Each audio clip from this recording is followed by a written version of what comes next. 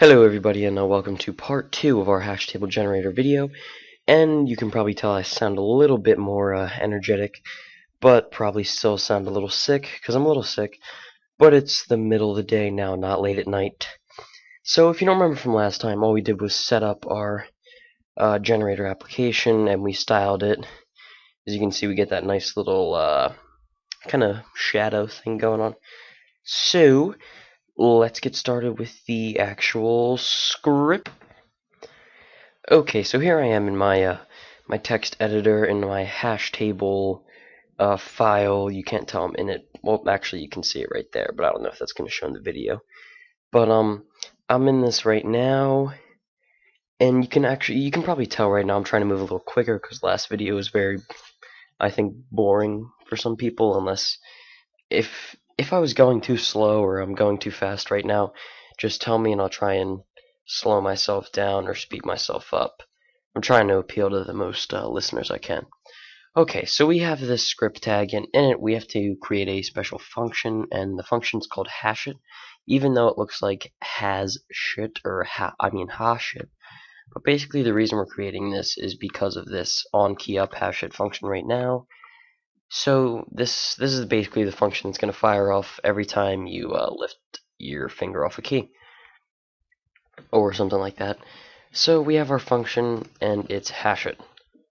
So you have the function notation, you have the function and the function name with your parentheses, has no parameters, and then your curly brace and your end curly brace.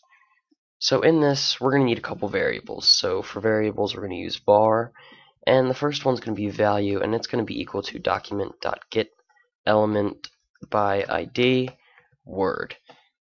And then we need to add something special to the end, and that's going to be .value. So this is basically going to give us the value of the form at the time of the event being triggered. And as you can tell right now, you're going to need to have some basic JavaScript knowledge to follow along, but I will try and explain everything as much as possible. Next, we're going to have our div variable, and it's going to be equal to document.getElement by ID, and it's going to be table. And this is so we can access the inner HTML of it. And then next we're going to have our text variable, and it's also going to be another document.getElement by ID, and this was the word text. This is when I would actually type the word in, it would pop up and say generated table for and then whatever word. And those are the actual, I think they're the only three variables we need. And then we're finally going to need a variable for URL, and the URL is hashit.php, which is that PHP file we're going to make later. So this video is going to be dedicated to the actual Ajax and JavaScript programming, and then we'll go with PHP. So first we need to make sure the events and stuff don't fire off unless the form, the input, is actually populated. So to do that, we're going to use a conditional if, and we're going to say if value does not equal, just like that, does not equal blank. So if it's not blank, we're going to first change the text.innerHTML, and we're going to set it equal to a header2 tag, an h2 tag, and it's going to say generated table for. And then we're going to add the value. Actually, make sure you put a semicolon and a space in here so it actually shows up real nice. And then you're just going to end the h2 tag here. So basically this will just create our string, and it'll give us that effect that we had in our example. And then next we need to change the divs inner HTML so it has a little loading thing. So it's going to say loading ... So this is just in case you're making a really slow request or something like that, and you want to basically tell people, hey, I'm here, something's firing off. You can actually populate it with a GIF image, like Facebook. They do their little spinning thing, whatever, and you can actually do that. But for a tutorial purpose, I'm just going to put in loading. And then next, we're going to create a new XML object. So this is for our actual Ajax request, and I don't really feel like making it compatible with anything less than IE9 because, or whatever, and I don't want to use that ActiveX object because that's really stupid. And if you don't have Chrome, then you can't call yourself a developer. Nah, I'm just kidding. But really, if this were an actual like high profile application, I would use the ActiveX and I would make it compatible with all browsers. But for another tutorial's sake, we're just going to use the XML HTTP request object. So that's the right now I'm pretty sure it's the web standard. Okay, now we're going to need to fire off the function open. So this will actually open our PHP file, and we need to use some parameters. So first we need a post. So that's actually going to be like if you're filling out forms, if you're familiar with PHP forms, if you're using the method post on a form, you would actually in the PHP file, you'd to access that variable, you'd use the post variable thing. So that's going to be the same here. We're not going to use get, we're going to use post. And then we're going to use the URL variable, and we're going to type in false. And that stuff is pretty self-explanatory.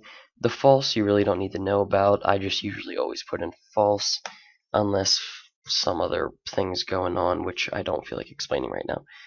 And then next we have to set our request header. And this is going to be the content type. So this is basically the what they're receiving and like what we're receiving, and it's like MIME types and stuff.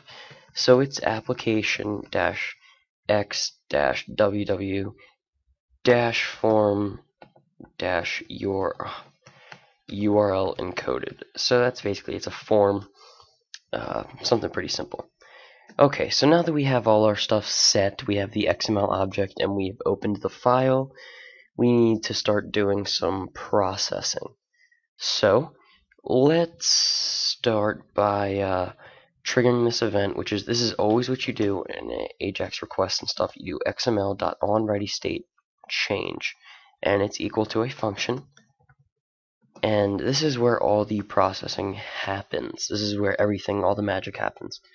So if the xml.readyState equals 4 and the xml.status equals 200, so that's basically if everything is ready, if we have everything good to go, we're going to fire off this event, and we're going to basically set the div inner HTML equal to the xml.response text.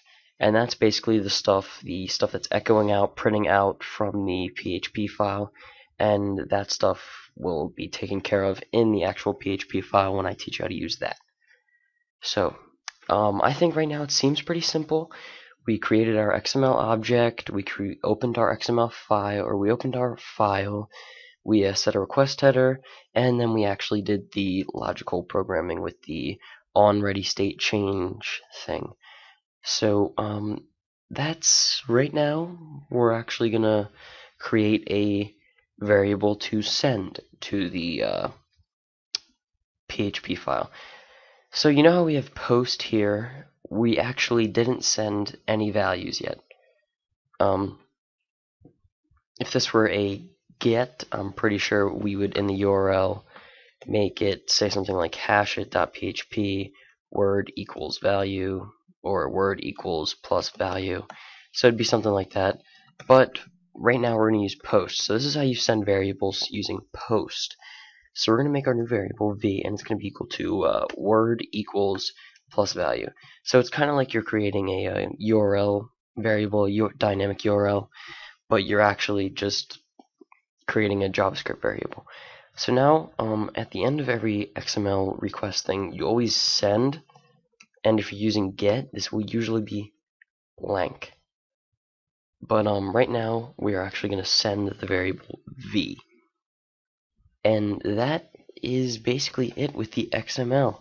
And now, if you do remember when the form was blank, everything went away. So we have to create another else if the value equals nothing, then the text.inner HTML is going to be equal to nothing, and the div.inner HTML is going to be equal to nothing. So that is all the logic we need. Let's save this. We're not going to run it in the browser because it's not going to do anything. because we haven't created our PHP file yet. But that is it for this tutorial. See me back in the next tutorial for the final part, which is the PHP coding. Thanks for watching. Bye, guys.